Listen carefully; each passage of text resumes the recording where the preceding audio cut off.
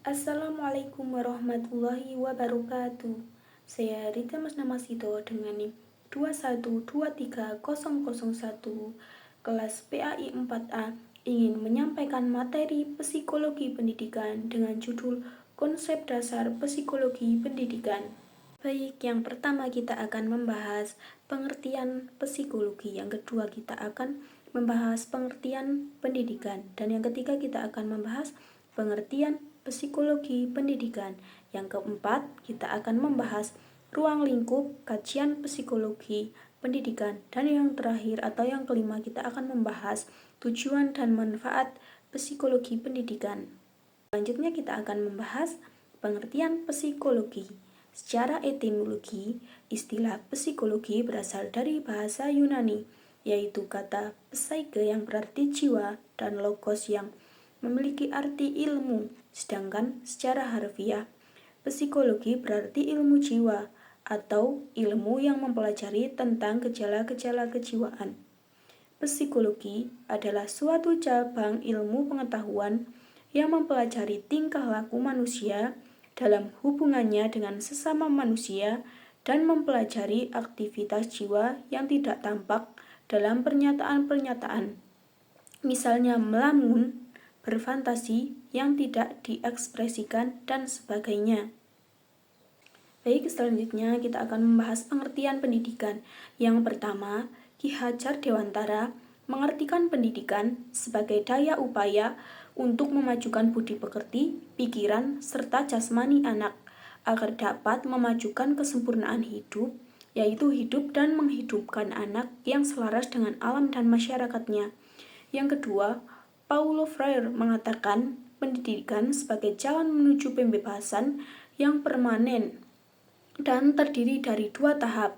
Tahap pertama adalah masa di mana manusia menjadi sadar akan pembebasan yang telah mereka miliki, lalu melakukan perbaikan keadaan. Tahap kedua dibangun atas tahap yang pertama dan merupakan sebuah proses tindakan kultural yang membebaskan. Pendidikan dalam arti mikro atau sempit merupakan proses interaksi antara pendidik dan peserta didik, baik di keluarga, sekolah, maupun di masyarakat. Sedangkan pendidikan dalam arti makro atau luas adalah proses interaksi antara manusia dengan individu atau pribadi dan lingkungan alam semesta, lingkungan sosial, masyarakat, sosial ekonomi, sosial politik, dan sosial budaya. Jadi, pendidikan merupakan sebuah proses perbaikan moral dan intelektual dengan berbagai metode dan strategi yang esensinya ialah mentransisi kebudayaan dari generasi terdahulu ke generasi selanjutnya dalam tatanan masyarakat dan bangsa. Fungsi utama dari pendidikan ialah mengembangkan kemampuan dan membentuk watak, kepribadian, serta peradaban yang martabat dalam kehidupan. Pengertian psikologi pendidikan. Psikologi pendidikan adalah cabang dari psikologi yang dalam penguraian dan penelitiannya lebih menekankan pada masalah pertumbuhan dan perkembangan anak, baik fisik maupun mental, yang sangat erat hubungannya dalam masalah pendidikan, terutama yang mempengaruhi proses dan keberhasilan belajar. Syah 2006 menyatakan bahwa psikologi pendidikan adalah sebuah bidang studi yang berhubungan dengan penerapan pengetahuan tentang perilaku manusia untuk usaha-usaha kependidikan. Ditambahkan bahwa psikologi pendidikan adalah sebuah disiplin psikologi yang membahas masalah psikologis yang terjadi dalam dunia pendidikan. Crow and Crow 1958, psikologi pendidikan merupakan pengalaman belajar. Artinya, perubahan yang terjadi atau yang dilakukan seseorang yang berkaitan dengan proses belajar mengajar atau tidak tahu menjadi tahu dan tidak berakhlak menjadi berakhlak. Witherington 1982.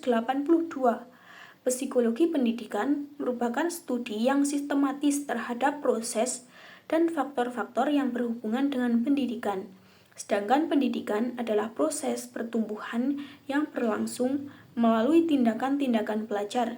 Beberapa pendapat yang telah diungkapkan di atas, maka dapat disimpulkan bahwa psikologi pendidikan adalah sebuah disiplin ilmu psikologi yang menyelidiki masalah psikologis yang terjadi dalam dunia pendidikan.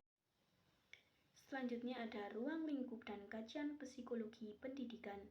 Menurut Slavin, ruang lingkup psikologi pendidikan mencakup teori perkembangan anak dan remaja, perbedaan individu, teori perilaku, pembelajaran, dasar konseptual, teori kognitif dalam pembelajaran, pendekatan konstruktivisme, pengajaran yang efektif, motivasi belajar, pengelolaan kelas, siswa berkebutuhan khusus dan penilaian hasil belajar, kepribadian manusia, sifat-sifat khas individu, perbedaan-perbedaan dalam bakat tinjauan psikologis mengenai manusia dalam proses pendidikan, seperti masalah belajar, perkembangan individu, faktor dasar dan ajar, perubahan individu dalam proses belajar, pengukuran dan penilaian hasil-hasil pendidikan. Menurut Sumandi 2005, terdapat ruang lingkup psikologi pendidikan yang menjadi dasar dan batas atau yang membedakan dengan keilmuan psikologi antara lain pengetahuan, pembawaan, proses tingkah laku, hakikat dan ruang lingkup belajar, perkembangan siswa, faktor yang mempengaruhi belajar, pengukuran pendidikan, transfer belajar, dan kesehatan mental. Beberapa pendapat berkenaan dengan ruang lingkup kajian psikologi pendidikan. Dapat disimpulkan bahwa ruang lingkup kajian psikologi pendidikan tanpa mengabaikan persoalan psikologi guru terletak pada peserta didik. Karena hakikatnya, pendidikan adalah pelayanan khusus diperuntukkan bagi peserta didik. Oleh karena itu, objek kajian psikologi pendidikan, selain teori-teori pendidikan sebagai ilmu, tetapi lebih condong pada aspek psikologi peserta didik, khususnya ketika mereka terlibat dalam proses pembelajaran. Baik, yang terakhir ada tujuan dan manfaat psikologi pendidikan. Psikologi pendidikan sangat diperlukan oleh dunia pendidikan, karena dunia pendidikan menghadapi peserta didik yang unik, dilihat dari segi karakteristik perilaku, kepribadian, sikap, minat, motivasi, perhatian, persepsi, daya pikir, intelijensi, fantasi, dan berbagai aspek psikologis lainnya yang berbeda antara peserta didik yang satu dengan peserta didik yang lainnya.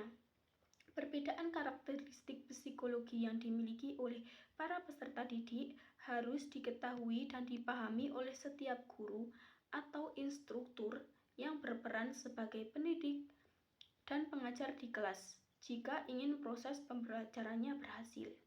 Untuk itu, psikologi pendidikan juga bertujuan untuk mengetahui faktor apa saja yang mempengaruhi pendidikan atau belajar seseorang. Sehingga apabila telah diketahui faktor yang mempengaruhi tersebut sebagaimana dijelaskan di atas, maka para pendidik harus mempersiapkan pengetahuan, keterampilan, dan strateginya dalam mengantisipasi faktor-faktor tersebut tidak ke arah negatif ataupun kurang baik. Mungkin cukup itu saja yang dapat saya sampaikan. Kurang lebihnya mohon maaf. Wassalamualaikum warahmatullahi wabarakatuh.